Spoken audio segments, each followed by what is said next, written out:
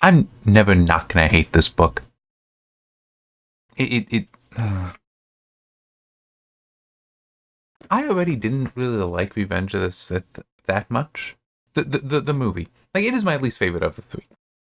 Um, I do wonder if I may come to actually hate it, though. Like, there's not really caring for it, and then there's hating something. Like, this is bad. I do wonder if when I get to watching the movie after I finish this book, I'm going to be like, yeah, this is terrible. Or not. Could this poison it? I don't know. It might.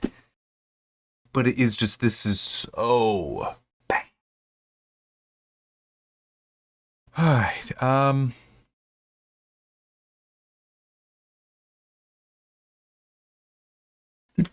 okay.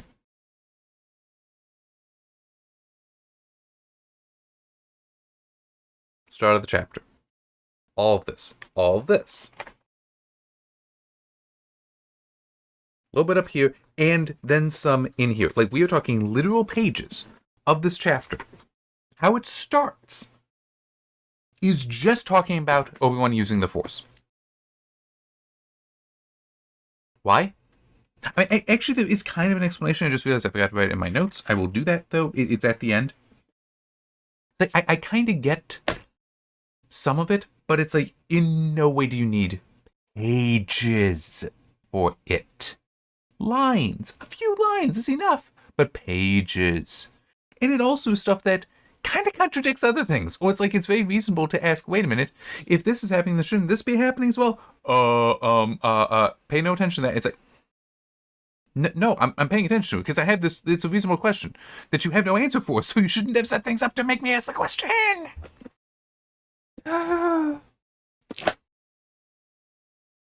It's also the whole. This is chapter 7.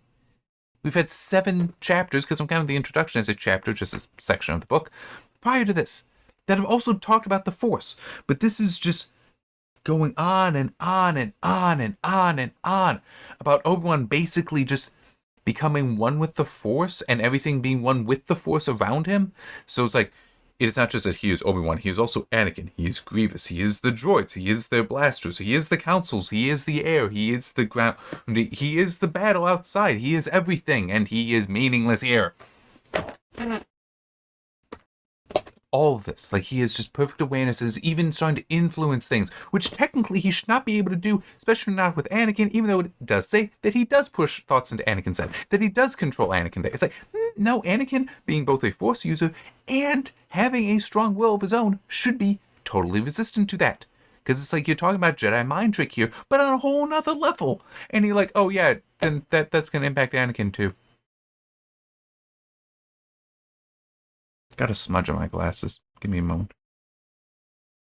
But I get the concept, but you don't need that much. Don't need to spend so much language on this, and it's not necessary to begin with either. It is very frustrating how much of this I could literally see somebody just going through with a red pencil and just going, get rid of that, get rid of that, get rid of that, get rid of that. Okay, well, what are we keeping? We're keeping about 2% of the entire book. 2%, yeah, when you rewrite it so it's coherent, that'll make it about 5% what you actually have, because that's how much you're wasting here with just language.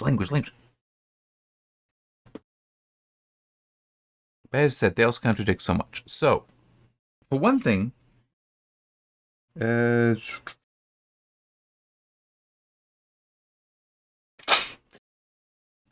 this is all part of the Force, this is why he's connecting with everything. Somehow, mysteriously, the cloud that has darkened the Force for near a decade and a half, this I have an issue with, but we'll come to that later, has lightened around him now, and he finds himself within the limpid clarity he recalls from his school days at the Jedi Temple, when the Force was pure and clean and perfect. It is as though the darkness has withdrawn, has coiled back upon itself to allow him this moment of clarity, to return to him the full power of the light, if only for the moment. He does not know why, but he is incapable of even wondering. In the Force, he is beyond questions. I'm not beyond questions. This is trash. So, he has this now perfect awareness. So he now knows that Palpatine is the Sith Lord, right? I mean, dude's standing right there. Okay? And we also have the problem of literally the previous chapter, and I talked about this in the previous video. He questions why, when Dooku died, this shadow didn't lift. Again, as I said then, he should know there is at least one other Sith. Rule of 2, he should know this. He's an idiot, but he should know this. And now it's it's gone. Shouldn't he be questioning, wait a minute, Dooku died a while ago. Why is this only lifting now? And it's also, it can't be Palpatine lifting, because if Palpatine lifted it, then he consensus Palpatine is Sith. So it's this is just happening for no reason, and it holds. This isn't a moment of clarity. This holds, because he uses this to free them and then start attacking and all that. I mean, this holds for a while. Okay? But we're just ignoring Palpatine. Not only is in the room, it's saying right there, but exists. Okay? Because it also talks about he has awareness of the battle pitched outside. So there's a good distance that he's got this Force awareness now. But not for the dude literally standing right there. Because Anakin would be next to him, and Palpatine is standing behind him. It's just... Okay, but I did also put in my notes the whole, this nearly a decade and a half of it. It's well, no, it'd actually be longer than that, because Maul's training had to have been hidden. So the dark side must have been clouding that as well, because otherwise it would have known about Maul. Because Maul was a warrior, okay? And just, I could see it being he's going to be using the dark side of the Force for his warrior training. But I could believe that Palpatine and the Sith apprentices and masters prior, potentially not training as warriors. Yes, some, but not literally to go out and kill Jedi, but more so training to just improve themselves so they can continue on and become stronger than the Jedi, but doing so in a more reserved way so they can go hidden.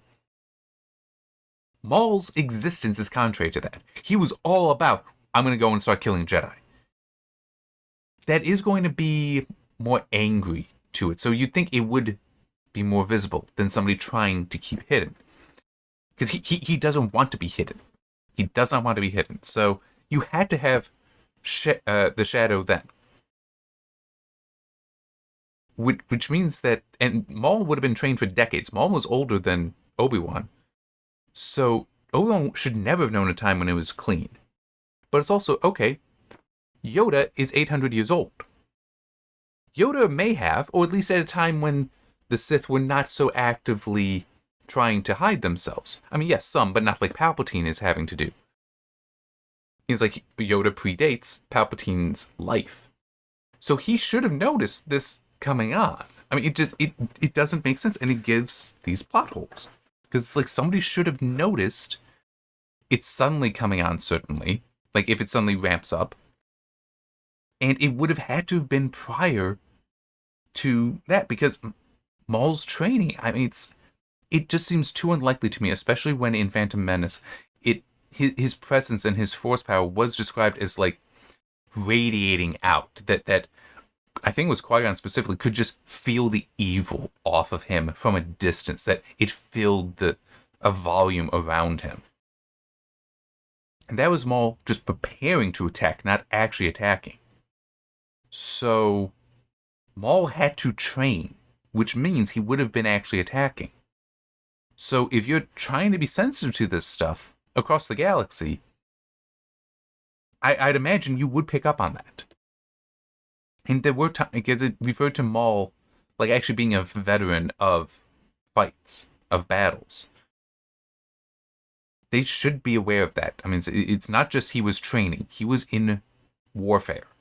So, I mean, which itself was also a problem, because wait, how did this happen and no one ever, it was never shared that, oh yeah, there's this weird guy, face tattoos, lightsaber, doing lightsaber, but no one ever talks about that. I mean, that's a little easier to swallow than this nonsense. Okay. Getting a drink of water.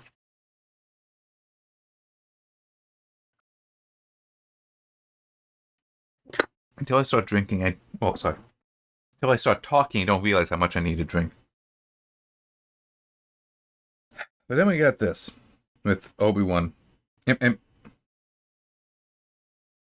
before getting to that, Obi-Wan also, like, is now standing before Grievous and is like, I will accept your surrender kind of stuff, and this kind of stuff. But because he is so calm, and it's like he is so one with the Force that he knows that, not necessarily that he's in control, but everything is going to go the way it's supposed to. Which is kind of nonsense as well, because even without him being so connected to the Force at this moment, it's still going to go the way it's supposed to. Yeah, it actually does occur to me that really, really is. And wow, yeah, that actually is true. That completely eradicates the purpose of the Jedi existing. Yep, this whole thing actually contradicts the purpose of the Jedi existing. Here's why.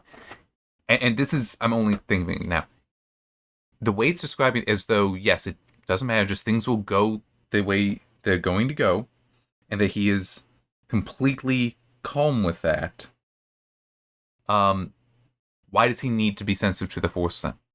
Because, like, the Force in that regard then is equal for a Force user and non-Force user. Because both are going to do whatever is supposed to happen according to the Force. That makes it only the dark side users who try to grab hold of it and change, apply the Force by their will, makes them the only ones that are actually interfering with any of it. So the Jedi are no different than anyone else. So what is the point of the Jedi? I mean, if it's, a Jedi is able to use the Force and go out and defeat enemies, it's like, well, a random dude who doesn't have the Force going out and defeating enemies has equal use of the Force by this understanding of it. And let me see if... Yeah. He is perfectly at ease, perfectly content to let the battle start when it will start and let it end when it will end.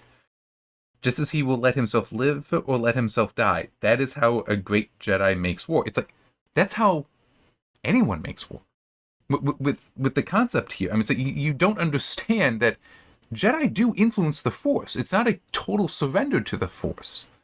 A humility to the Force, yes. But a total surrender is what they're kind of describing here. That's not really it. That there is still intent and will that the Jedi applies to the Force. This is, I'm just going to skip to it. This is, I think, part of the reason why they have so much there is because when we get to Anakin trying to pilot the half of the ship onto Coruscant, okay.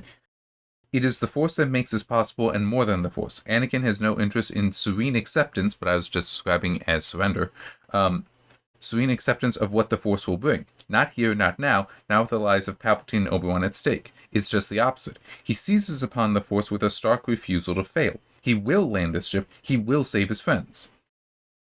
Between his will and the will of the Force, there is no contest. Correct. The Force wins.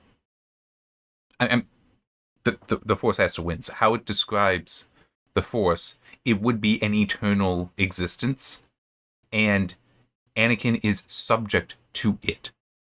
Like, the Force would be above him. It is eternal. He is not. So it, by definition, will always win. Okay? If it is a contest of wills, his will is meaningless to it. In a contest of wills. But it's also kind of saying there that, Anakin is turning to the dark side, because that is how the dark side has been described previously. Which is why it cannot be that the Jedi see it as serene acceptance. Because, as I said, that serene acceptance is like a surrender to the will of the Force, which applies to everyone. So, that congratulations, Matthew Stover, because it puts a name there. You have just completely made the Jedi irrelevant with your description here. Or, better, your description is absolutely wrong and it should be discarded. I think that he was trying to set up a contrast there. Especially since it does just straight up state it. But the problem is that by stating it, that you didn't need to spend nearly as much time as he did. The pages that you did with Obi-Wan. But no, there has to be a will from the Jedi. Otherwise, the Jedi have no purpose. They are no different from anyone else. which means that all the traditions, all the rituals, all the training no longer matters. It would essentially become pure, whatever I am doing is just what will happen, which means it is irrelevant. It's like the fatalist view of destiny, and I know there's other ideas there, that it doesn't matter. Well, that what will happen is going to happen regardless of your actions in it. That's essentially what he's saying is what the Jedi view is, and it's wrong. It makes no sense, because then the Jedi have no purpose, have no value. That's right. I want to get to this. He remembered the question of Master Jerul. I'm looking at you because like this is such a dumb question. What is the good if not the teacher of the bad? What is the bad if not the task of the good? Okay, I'm kind of okay with the idea of what is the bad if not the task of the good, because that is basically saying that when something is bad is happening, the good is called upon to act on that somehow. And indeed, many ways, crap, I can't remember the saying now, but in many ways, that is how evil it perpetrates, is not by evil happening, but by good people doing nothing to stop it. And I can't remember the exact quote for that, the exact statement for that, but yeah, that is fine. I'm good with it. But what is the good if not the teacher of the bad? Okay, let's consider this. One could describe a husband loving his wife as good. So what is the bad being taught here?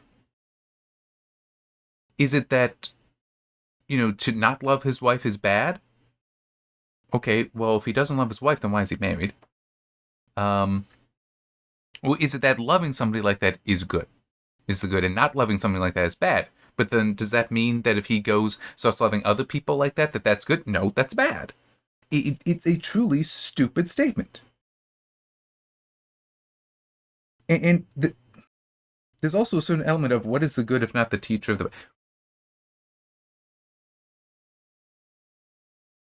The idea of sin, the concept of sin, the fundamental concept of sin is disobedience to God. And I am, the whole Catholic, all that kind of stuff.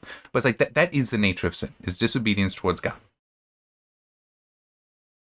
And part of that is then, the whole, well, there's certain aspects there, but let's focus on just the religious point of view, which is we have laws, we have rules. And that have been passed down from God in 10 Commandments, for example. So disobedience to that is sinful. That is bad. Okay? But what is the good if not the teacher of the bad? Well, no, it's the rules. It's the laws that would teach that. Not necessarily just the good. Okay? I mean, and there's also an element of, because prior to the 10 Commandments and such, prior to the Hebrew religion being founded, which is in Exodus, Genesis is technically prior to religion, there's the idea of the nature of man is good, but we have free will and therefore can defy that. But it's to follow our nature and to have a proper understanding of our nature, which that is part of the issue, tied to free will, that following the nature would make us obedient to God, not necessarily, that we wouldn't necessarily be sinful then. There are some people who do believe that human nature is inherently evil. I disagree with that. Different discussion. But it's just, it still becomes this whole, what is the good if not the teacher of the bad? It's like, what does that even mean? What are you considering the good? Because you have to identify what that is. Because also to somebody who is committing evil acts, then to them, what is the bad is teaching the good. I mean, it's like, this, you do need a moral sense of things, but morality is not necessarily the good. So it's a very nonsense statement, very nonsense question.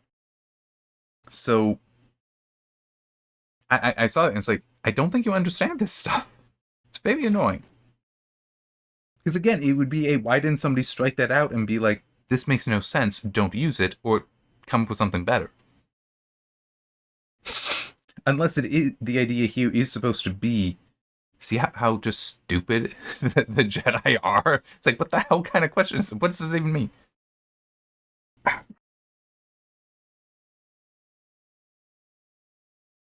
Okay, but what the hell's the next thing that I got in my notes? Okay. The Electro Drive, it happens to be on the very next page. It is amazing just how many points I can get just in like the first few pages of any chapter. Anyhow, the Electro Drivers that powered Grievous's limbs could move them faster than the human eye can see. When he swung his arm, his fist and lightsaber within it would literally vanish. Wiped from existence by sheer mind-numbing speed, an imitation quantum event. He kept using terms about thermonuclear explosions and stuff like that. I think you just learned these words, but you don't actually understand their meaning. Anyhow, no human being could move remotely as fast as Grievous, not even Obi-Wan, but he didn't have to. In the Force, part of him was Grievous's intent. This is all just nonsense. Because it's like, Grievous can apparently move so quickly, it's impossible for you to react to it. And it's been talking about this, but then we get to, and it keeps on talking about it for a while, that because Obi-Wan has a Force, he like knows the moment the intent appears. It's like, okay, but from intent to action for Grievous is potentially still, you have no time to react. And yet, and this is all he's like reached into R2-D2, he's reached into Anakin to plan things out, to have it all work out via the Force. Man.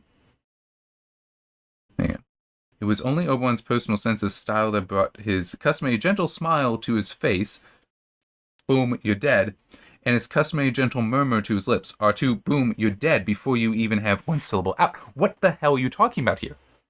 Grievous is able to move so fast that he can't see it, but he's able to murmur? He's able to put on a smile? No, that smile is the last thing that Obi-Wan ever attempted to do. He's dead. Grievous has killed him because Grievous is that fast.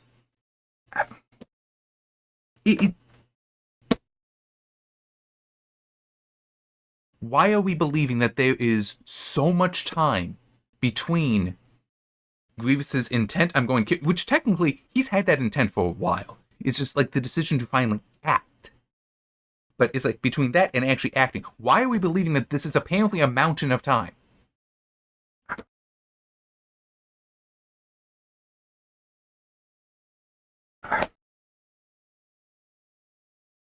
Who's the editor for this? I'm sorry, but it's like it's badly written, but an editor should have also been like, dude, this doesn't make sense. You need to change this. But it's also, what is his actual response? So it's like, Grievous apparently does a very slow wind up. And even then, it's not even a wind up. He's going to just like attack with Obi-Wan's lightsaber, which doesn't even mention he's turned on, which I find a little interesting. But anyhow, yeah, actually, wait a minute. Hang on. It's true. He's going to use the lightsaber, but he hasn't turned it on yet. But he's winding up for the attack. And what Obi-Wan has R2 do is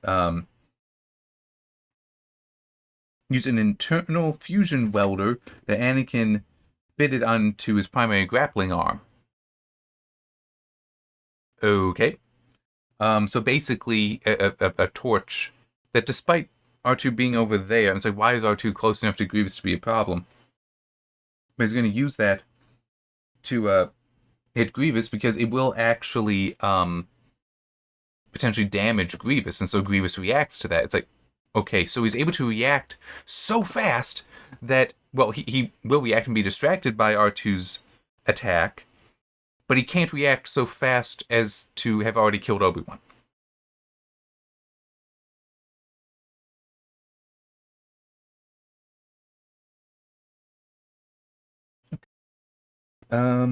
This next one is so it's like Obi-Wan figures this all out, has this whole plan, and goes through and does it. And then we get to this. After both lightsabers have been recovered, their bounds have been cut off, Anakin is set, all this. I mean, yeah. Obi-Wan was so deep in the Force that he wasn't even surprised it had worked.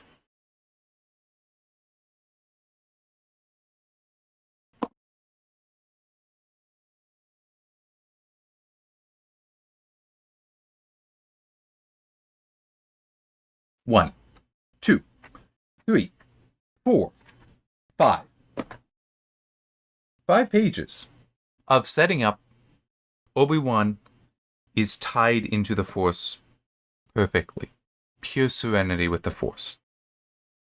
And he's so deeply in it that he can't even be surprised it worked. He had doubts? Why would he be surprised? He knows it's gonna work. It is the will of the Force that it works. He knows this. There is no doubt at all in his existence that what is about to happen is supposed to happen. There is nothing here that should surprise him. He has accepted that it will let him live or it will let him die. He is perfectly content with all that, but he's surprised that it worked, that he doesn't have time to realize that it worked. What the hell is wrong with you? It's like you've set all of this up and then you knock it down immediately. None of it had meaning. Because he had doubt about it. So deep in the Force that he wasn't even surprised it worked. He could not be surprised it worked. It's not a wasn't. It was could not. He could not be surprised it worked because it is exactly what was supposed to happen based on what you just described for his connection with the Force right now. I am angry about this, okay? I'm legitimately angry because this is bad writing. You have undermined all those pages you just wrote. All of that content. You have just, except for the whole like back and forth Grievous stuff, you've undermined all of that. Because he cannot be surprised by it. It is exact, and it wasn't even just the will of the Force. It is kind of described like it was his plan. Right? I'm just trying to look for a good line there that makes it clear. I guess maybe that. Yeah, while the intent is...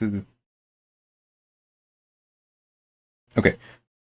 With the intent to swing with... While the intent to swing was still forming in Grievous's mind, nonsense, he would have already had that, the part of the Force that was Obi-Wan was also the part of the Force that was R2-D2, as well as an internal fusion welder Anakin had retrofitted into R2-D2's primary grappling arm, and so there was no need for actual communication between them. It was only Obi-Wan's personal sense of style that has brought his customary gentle smile to his face and his customary gentle murmur to his lips. There is planning there, so it's... I finding that I kind of lost the point I had in mind, but it's like this is.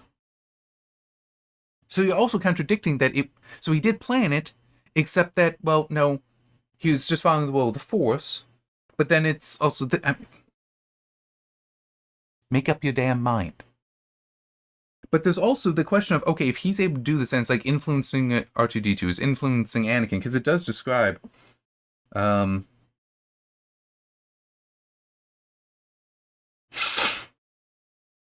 This is. And it is also, as I said, that Grievous reacting to that is faster than him attacking. And there is also, if Obi-Wan is planning this out, his intent to act is forming faster than Grievous's? No, you'd think be equal, in which case he's dead. I'm just trying to find...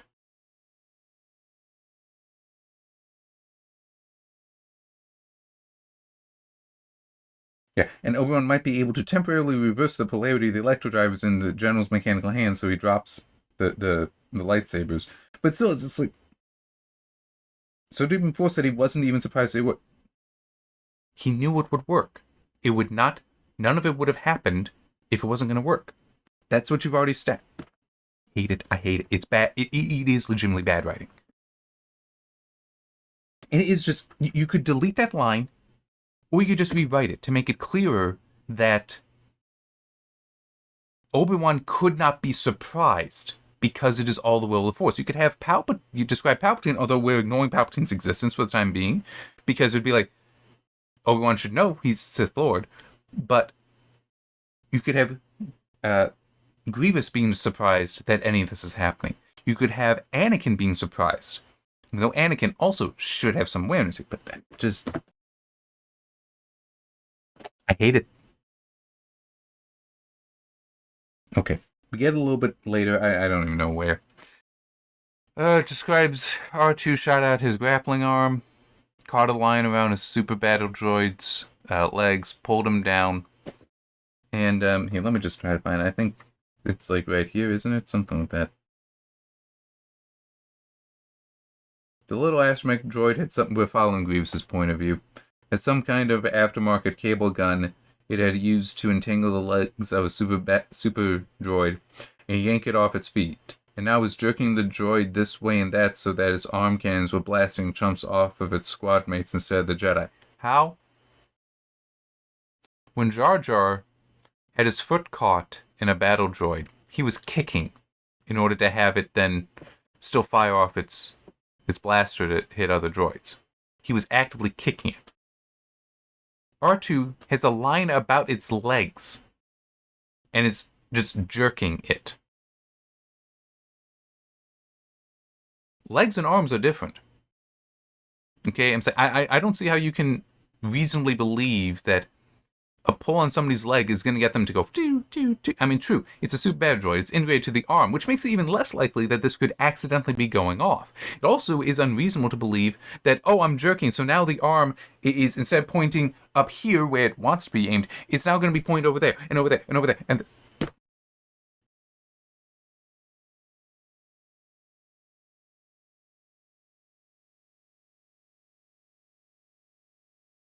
I need to find this. Next point I have actually requires coming to a line. That was a little earlier.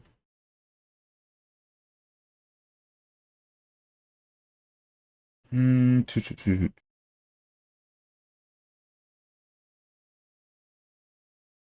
it was talking about like Grievous seeing by the light. Here it is. Didn't realize it was that early. That much early. General Grievous lifted the two lightsabers, one in each Duranium hand, to admire them by the light of the turbo laser blasts outside. But he later is like, oh, I forgot that, the whatever the hell it is that Nita's on the public ship that they're in still a 10-minute ceasefire for, that it's there and it's going to start attacking. It's like, no ship is close enough, but your own, or that ship, to be firing off turbo lasers that you will see by. So clearly this battle is still going on, but it's like, oh yeah, I forgot he was there. It's like, dude, you're getting punched in the face and you're like, oh, somebody's standing here.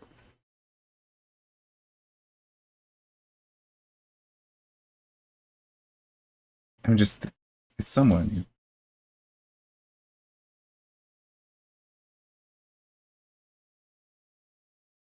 I want to see if I can find it. I'm not sure, though.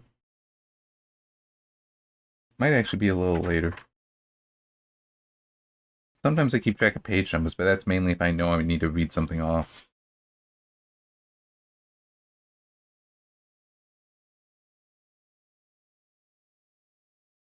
It actually might be a bit... No, it shouldn't be after that. I made a note on that. Okay.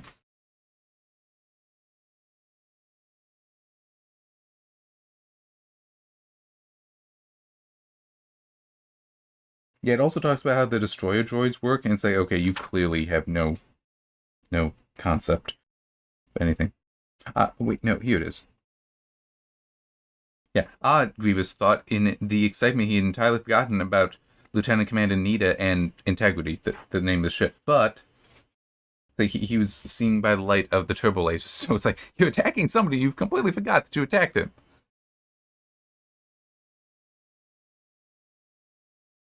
So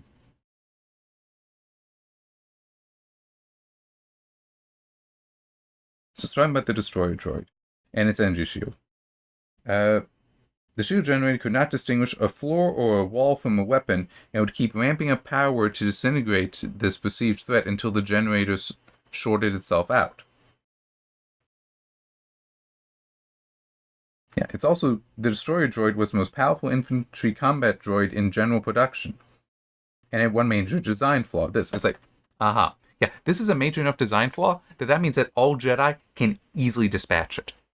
Also, anyone that's prepared, any of the clone troopers would easily be able to dispatch a destroyer droid. Because it talks about how, oh yeah, that because it was bouncing around, bouncing off the ceiling, bouncing off the floor because the gravity changed here, which is a dumb thing anyway. Oh, wow, I bumped a lot more pages than I thought. That because of that, it's burned out the shield generator. Okay. But, okay, so then all a Jedi has to do is push one of these things back so that now it topples over and the shield is now trying to disintegrate the ground, burning it out. So now it loses that defense. Go kill it with lightsaber. Could set a rock on top of it. Same effect. If you're a clone trooper, you could just drive a vehicle into it and it will destroy. I mean, it's like there are so many solutions now to that. That's not the most powerful infantry combat droid in general production. No, it's the easiest to destroy its great advantage, which is the shield generator. Like at this point, 3 years in, actually no longer, 13 years in, because these were the Trade Federation had them on Naboo. It should be we shouldn't make these anymore. It's useless. Or have something like overcurrent protection. Hey, it's pulling a lot of power. Cut it off so we don't burn the damn thing out.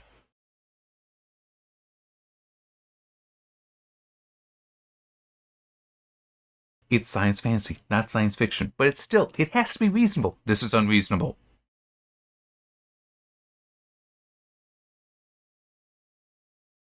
Okay. Another thing, I actually noticed this after Grievous he busts the shield so he leaps out in space, which is also kind of nonsense because it's like, oh yeah, my the living parts within his droid exoskeleton. Hang on.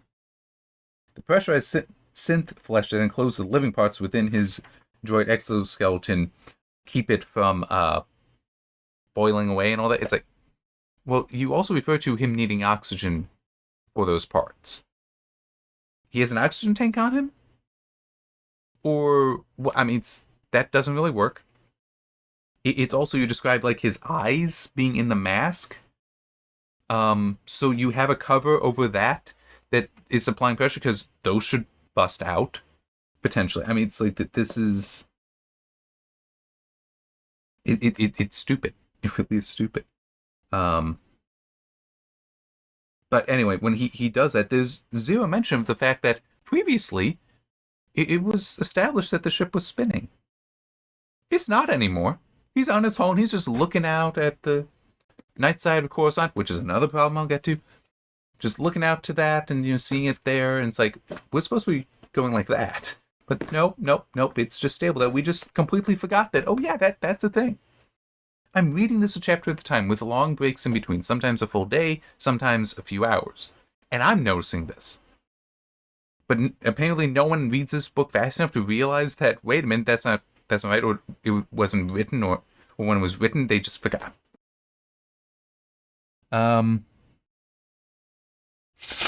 But yeah, it's also mentioned, what fails to be mentioned later, that it was spinning. Because if that were the case, then you'd think Anakin would have harder trouble taking hold of it to control the thing. Yeah, it also makes mention, I'm not sure where, of the night side of Coruscant and its artificial lighting. But, and I actually looked back, it is...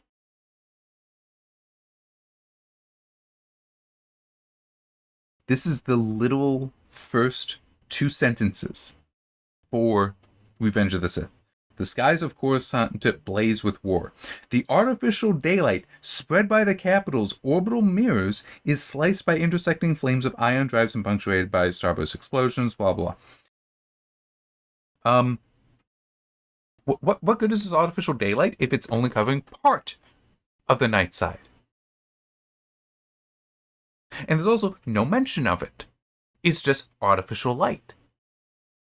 Yeah, I think that it was just completely forgotten that, oh yeah, we're illuminating the night side that way. But no, I mean, it's also, why would you only light a part of it? I mean, like, so it's like, oh yeah, we have daylight now for the next 5 minutes while while the planet turns away, and then that goes away. What? Or you can try to say that no, the mirrors turn, so it's always like there's always one spot that's always illuminated. It's like, okay, describe that here then. Not just artificial lighting, but also these zones that are specifically lit up like that, which would also be murder for anyone trying to sleep. I mean, because even if you're just next door, I mean, it was a dumb idea at the introduction about Coruscant using these mirrors. But it's like, you have to stick to it, all right? They're there, or they're not. Which is it? Okay. Let me see if I can actually spot this, because... Yeah, okay. Flying's no problem. The trick is landing, which, Anakin gave a slightly shaky laugh, which, this cruiser's not exactly designed to do, even when it was in one piece. But, okay. Whoever was flying the front half must have been one of the greatest pilots Nita, in his point of view, had ever heard of. The front half wobbled and slewed, but somehow righted itself using nothing but a bank of thrusters and its atmospheric drag fins. If this thing isn't designed for landing, why does it have any atmospheric drag fins? I mean, it shouldn't have any business going into atmosphere at all. Why would you be able to come down to atmosphere and not land?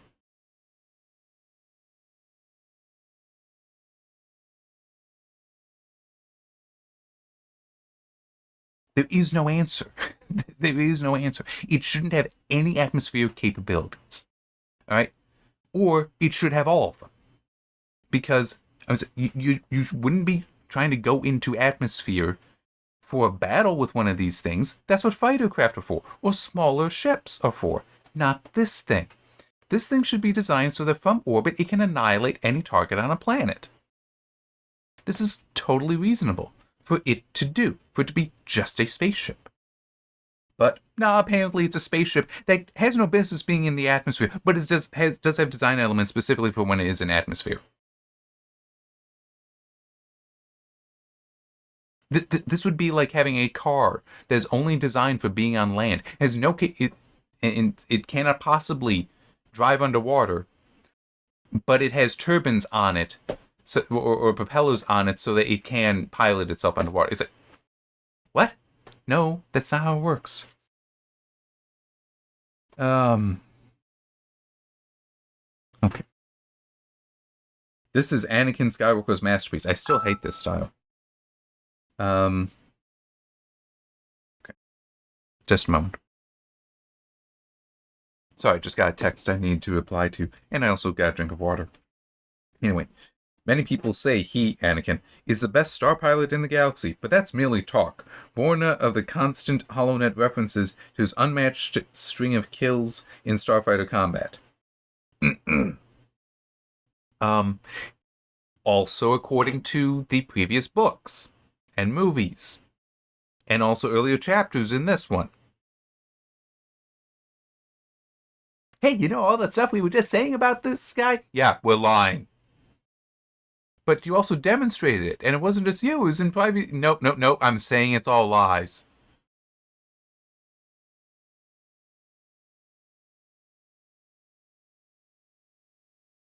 Now, don't get me wrong. It's kind of like with Qui-Gon.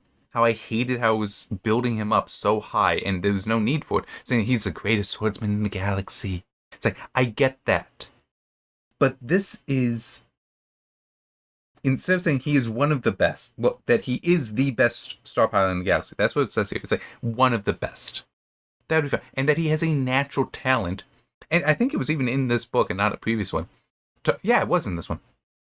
Talking about how when he was a child, he was using the Force by accident to make him such a great pilot, but now he's trained for it, so he recognizes that it's the Force that allows him to do this. But now it's like, nah, it's just talk. It's just talk. Make up your damn mind. And then I technically already talked about it, the whole Anakin essentially being Darkseid here with grabbing and taking control of the Force and forcing it to his will, which, as I said, makes no sense. The Force would be an eternal existence. His is not, so his will is going to be meaningless compared to the Force. So there is no contest of will here, but it is also the whole Jedi already should be doing something like that. To believe otherwise undermines the purpose of the Jedi existing, as they do here. I mean, if they were just people that studied the Force, that'd be one thing. But no, they're they're Force users. Well, except they're not, according to what has been written. So it's... Or you're saying that every time a Jedi applies the Force besides what Obi-Wan has done, they're technically dark side users. It's like...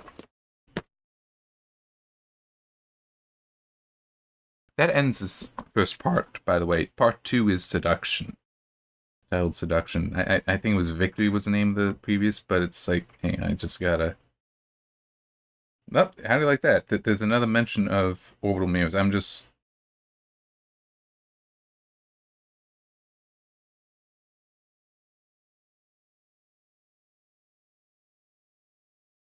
trying to see...